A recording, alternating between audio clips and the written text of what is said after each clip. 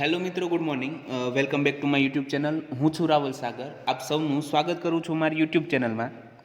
તો આજના આપણા લેક્ચરમાં આપણે એડવાન્સ મેથેમેટિક્સ એટલે કે 332-0002ની અંદર યુનિટ નંબર 3 ડિફરન્શિએશન એટલે કે વિકલનમાં આગળ વધવાના છીએ, કે જેની અંદર આજે આપણે વર્કિંગ રૂલ્સ ઓફ ડિફરન્શિએશન જોવાના છીએ. વર્કિંગ રૂલ્સ ઓફ ડિફરન્શિએશન મતલબ કે વિકલનના કાર્ય નિયમો. કેમ કે એની અંદર આપણે સરવાળો એટલે કે એડિશન, સબસ્ટ્રેક્શન એટલે કે બાદબાકી, મલ્ટિપ્લિકેશન એટલે કે ગુણાકાર અને ભાગાકાર એટલે કે ડિવિઝનના રિલેટેડ જે 3 થી 4 આપણા રૂલ છે, બરોબર, કે એની અંદર કઈ રીતના કામ કરવાનું છે એની વાત કરવાના છીએ. પ્રીવિયસ લેક્ચરની વાત કરું, મતલબ કે જે વિકલનને રિલેટેડ પહેલો લેક્ચર હતો આપણો, એની અંદર આપણે અલગ અલગ 16 જેટલા ફોર્મ્યુલાસ જોયા હતા.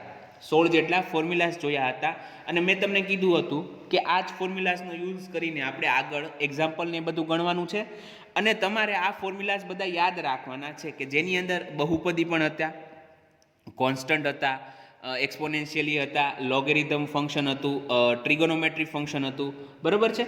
તો વગેરેનો યુઝ હવે આપણે આની અંદર કરવાના છીએ.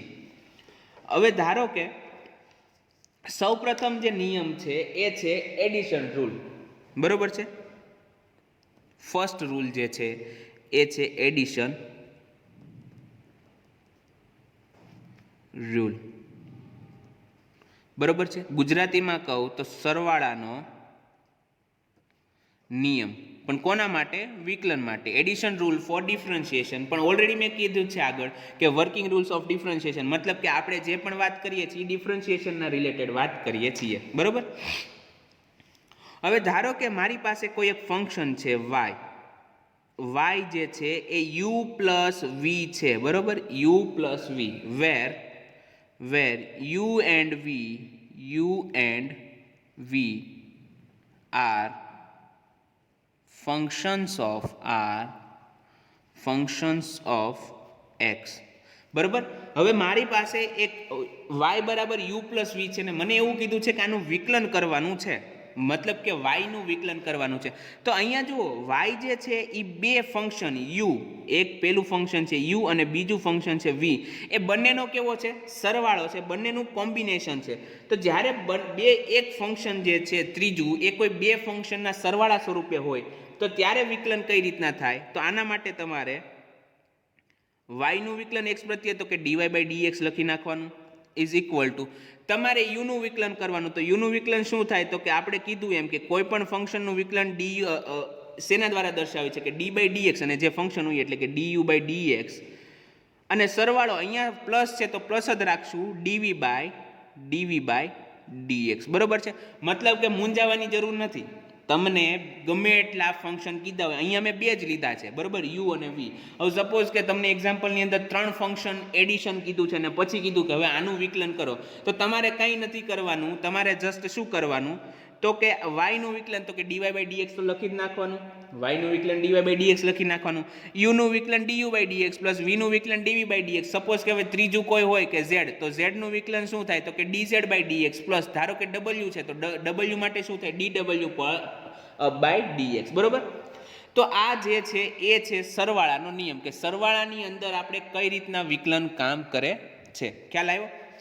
આનો હું તમને એક એક્ઝામ્પલ દઉં. હવે જુઓ, dy બાય dx હોય, dy બાય dx, તો એને તમે એક બીજું ફોર્મ્યુલા મતલબ કે એક નોટેશન વાપરી શકાય, y dash.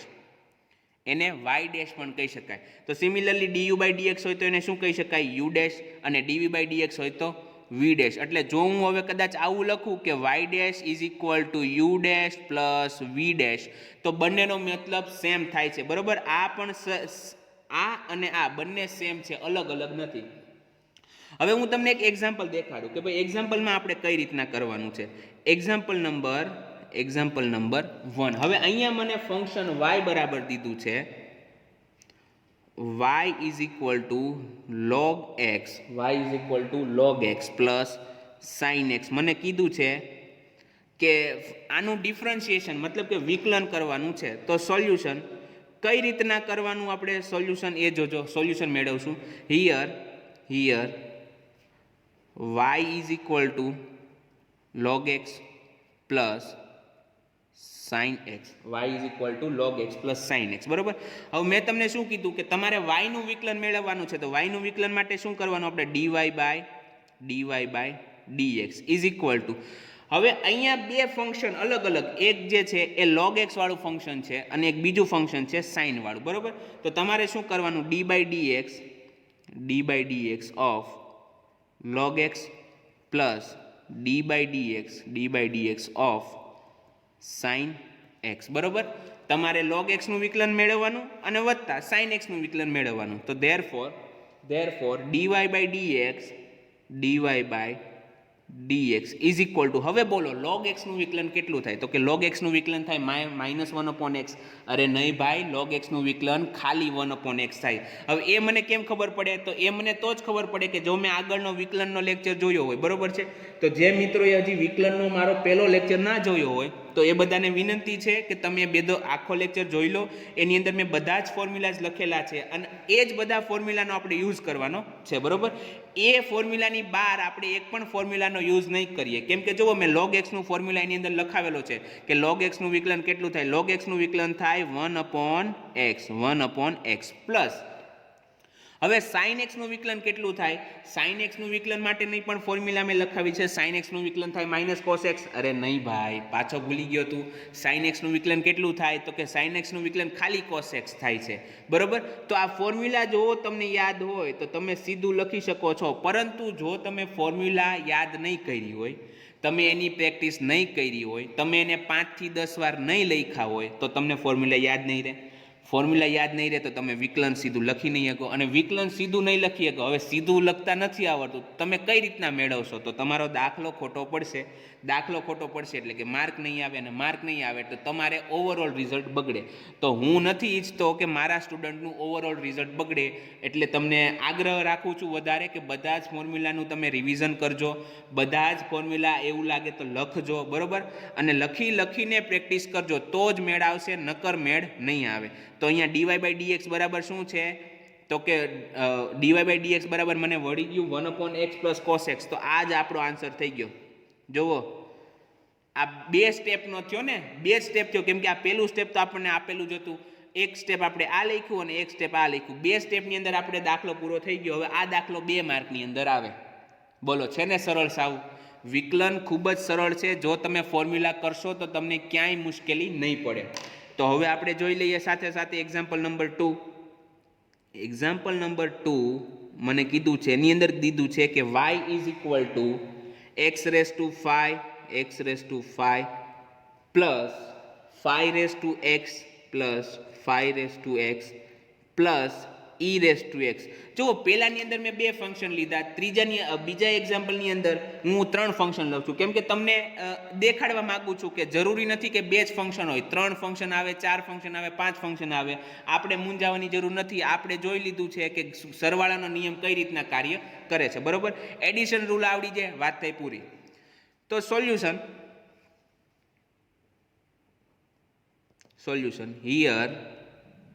here y is equal to શું દીધું છે, x raise to 5 plus 5 raise to x plus e raise to x, x raise to 5 plus 5 raise to x plus e raise to x, બરોબર.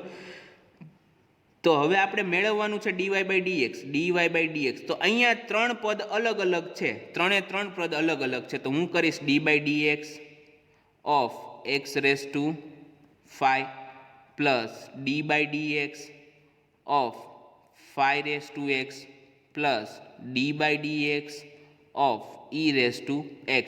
જુઓ, 3 પદ અલગ અલગ છે અને એનું વિકલન પણ અલગ અલગ થાય છે, એ પણ તમને ખ્યાલ આવી જવો જોઈએ, બરોબર. ધેરફોર dy બાય dx ને તમારે એઝ ઇટ ઇઝ લખી નાખવાના, તો dy by dx is equal to, હવે x રેસ ટુ 5 નું વિકલન શું થાય, તો x રેસ ટુ 5 નું વિકલન થાય 5 ઇન્ટુ x રેસ ટુ 6 થાય, બરોબર છે ના ભાઈ.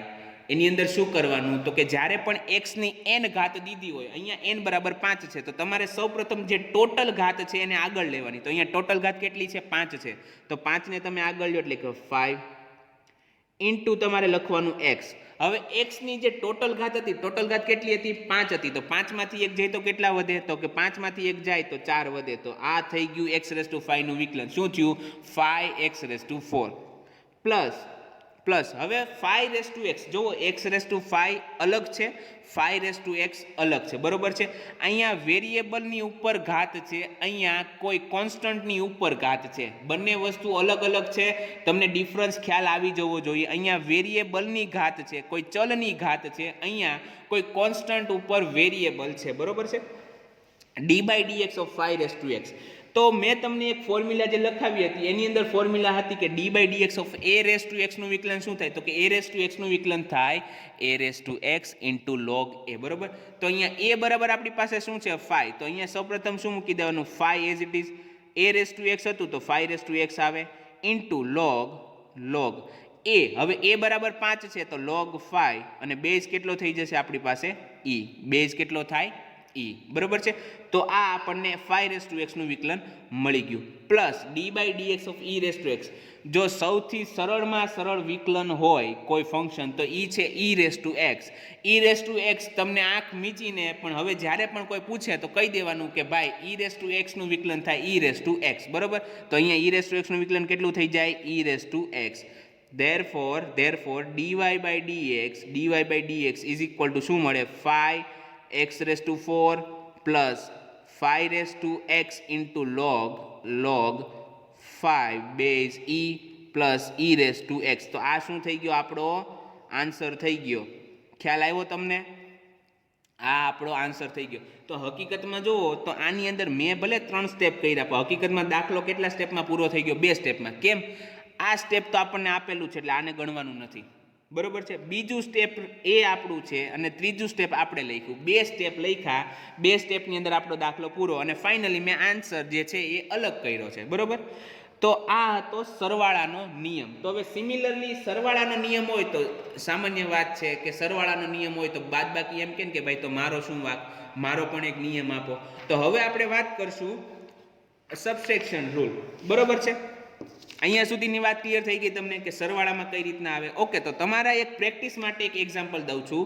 એક્ઝામ્પલ નંબર 3 હું તમને દઉં છું. એની અંદર y બરાબર છે sec x plus cosec x. y બરાબર છે sec x plus cosec x, બરોબર. તો તમારે આ જે ફંક્શન દીધું છે એનું વિકલન કોમેન્ટ સેક્શનની અંદર આન્સર દેવાનો છે, બરોબર છે. કોમેન્ટ સેક્શનની અંદર તમારે આનો આન્સર દેવાનો રહેશે. તો આઈ હોપ કે તમે બધા જ કોમેન્ટની અંદર આન્સર આપો અને જસ્ટ આન્સર ખાલી દેવો છે મતલબ એવો નહીં કે ગમે દો, પણ સાચો આન્સર આપો, બરોબર છે. ફોર્મ્યુલાસનો યુઝ કરો. તો હવે આપણે આગળ વધીએ સબટ્રેક્શન રૂલ તરફ. તો જેવી રીતના સરવાળાનો હોય ને એ જ રીતના બાદબાકીનો હોય, બરોબર છે. એની અંદર બહુ જાજો ચેન્જ ન હોય, કેમ કે સરવાળા અને બાદબાકીમાં એ શાંતિ છે કે બહુ લાંબો ફેર નથી કરતા. જ્યાં પ્લસ હોય ત્યાં માઇનસ મૂકી દેવાનું હોય. તો આપણો આ જે નિયમ છે એ સેકન્ડ છે subtraction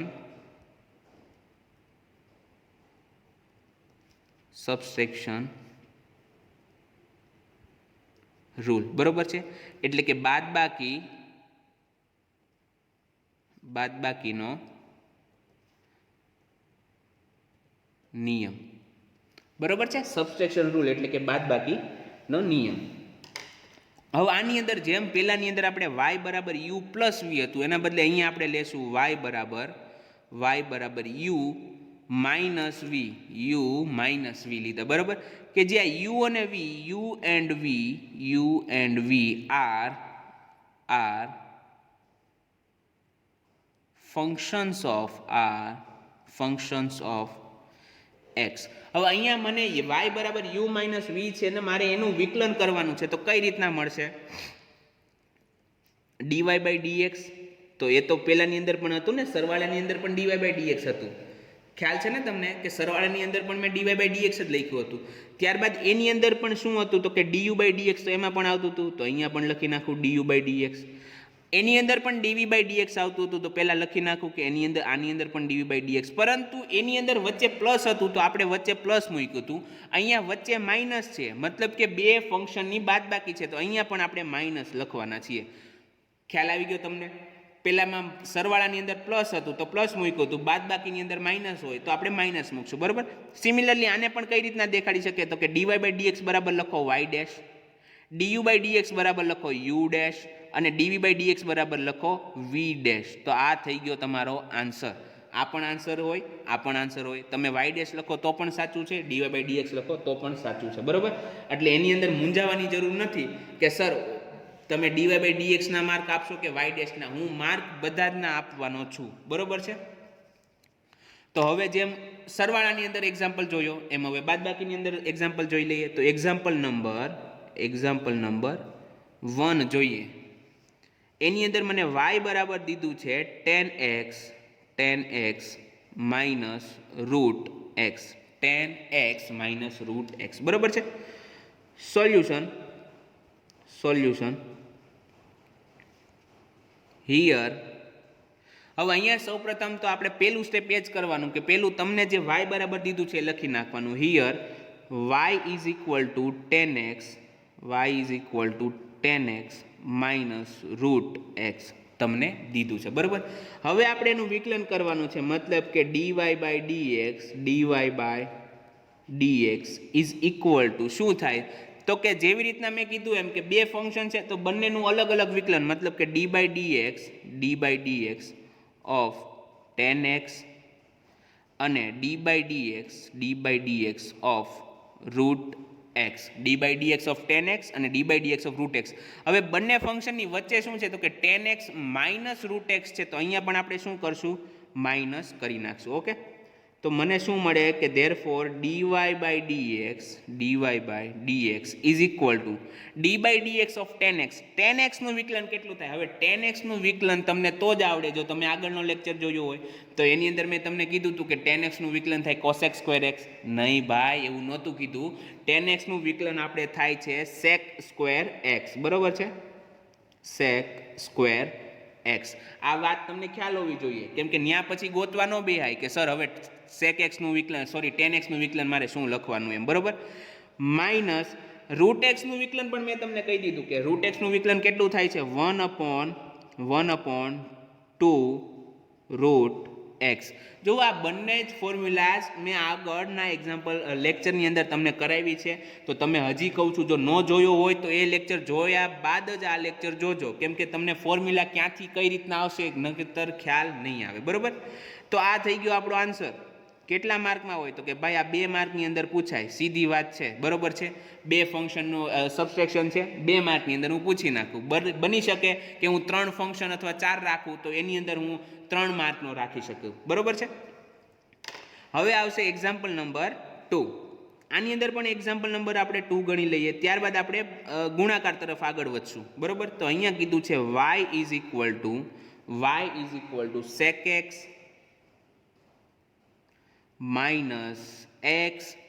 x minus x plus 1/x. અહીંયા મેં 3 ફંક્શન ભેગા કર્યા. ક્યાં ફંક્શન તો કે એક છે sec x, બીજું છે x અને ત્રીજું છે 1/x, બરોબર. તો હવે બની શકે કે હું આને 3 માર્કમાં પૂછી લઉં, તો તમારે અત્યારે એવું જ રાખવાનું કે 2 માર્કમાં આવશે, પણ બની શકે હું પૂછી લઉં, બરોબર છે. સોલ્યુશનની વાત કરીએ. સોલ્યુશન હિયર સૌ પ્રથમ તો કે પેલું સ્ટેપ એઝ ઇટ ઇઝ લખી નાખવાનું. Here y is equal to શું છે sec x minus x plus 1/x. તો હવે જો બે ફંક્શન હોય તો આપણે du by dx dv by dx કરતા હતા. અહીંયા 3 છે તો du by dx dv by dx અને dz બાય dx કે કોઈ પણ આપણે રાખી શકીએ, બરોબર. તો અહીંયા આપણે શું કરવાનું છે dy બાય dx, તો કે એ તો એઝ ઇટ ઇઝ જ રાખવાનું છે, તો દરેક પદની અંદર એ જ આવશે, બરોબર. તો કે dy by dx is equal to શું તો કે d by dx of sec x, d by dx of sec x. ત્યારબાદ શું આવશે તો કે d બાય dx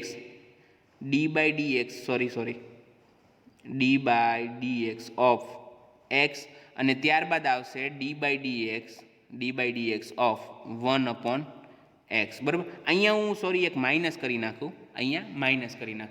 હવે જો બધા જ માઇનસની અંદર છે, બરોબર. હવે d by dx of sec x પછી શું માઇનસ x હતું તો મારે અહીંયા મૂકવાનું આવશે માઇનસ. ઓકે, હવે D by D X of X પછી જો અહીંયા એક્સ પછી પણ માઇનસ હતું તો અહીંયા હું મૂકી દઈશ માઇનસ. ખ્યાલ આવ્યો? અહીંયા બાદબાકીની વાત થાય છે એટલે આપણે આખી વાત બાદબાકીની અંદર જ કરીએ છીએ. તો આગળ આવશે DY by dx is equal to, હવે સેક એક્સનું વિકલન થાય sec X into tan X, sec X into tan X, બરાબર. ત્યારબાદ તો કે માઇનસ છે તો હું માઇનસને એઝ ઇટ ઇઝ રાખું, D by D X of X. હવે એક્સનું વિકલન કેટલું થાય તો કે એક ફોર્મ્યુલાની અંદર એ પણ તમને કહી દીધું હતું કે એક્સનું વિકલન હંમેશા 1 થશે. ખાલી એક્સની એક ઘાત હોય તો એનું વિકલન 1 થાય, તો અહીંયા કેટલા આવે? 1 આવશે. ત્યારબાદ માઇનસ, હવે 1/x નું વિકલન કેટલું થાય તો કે 1/x નું વિકલન થાય 1/x². ના ભાઈ ના, 1/x નું વિકલન 1/x² નો થાય, -1/x² થાય, બરોબર છે. તો એ ફોર્મ્યુલા તમને યાદ હોવી જોઈએ. એની અંદર પ્લસ માઇનસની પણ ભૂલ ના થવી જોઈએ, કેમ કે પ્લસ ને માઇનસની ભૂલ કરશો તો તમારે જવું હશે ક્યાંક બીજે, તમે નીકળશો ક્યાંક બીજે, અને પછી તમે જે ધાર્યું હોય છે એની કરતાં અલગ માર્ક આવે, અને પછી આપણને એમ થાય કે સાહેબે માર્ક કાપ્યા, પણ સાહેબે માર્ક ન કાપ્યા હોય, તમે લખવામાં ભૂલ કરી હોય. તો માઇનસ એઝ ઇટ ઇઝ રાખો.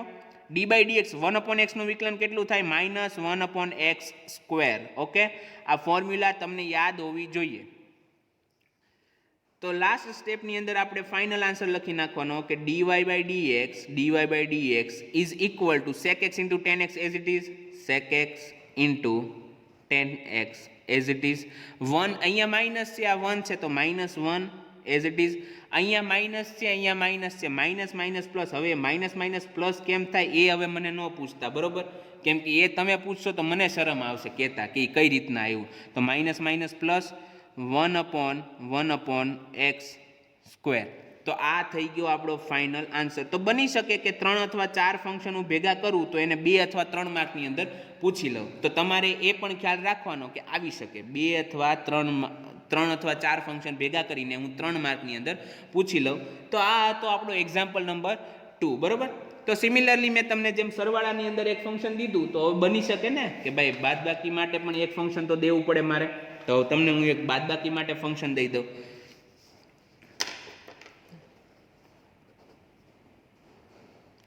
y બરાબર મને દીધું છે sin x minus cos x, બરોબર.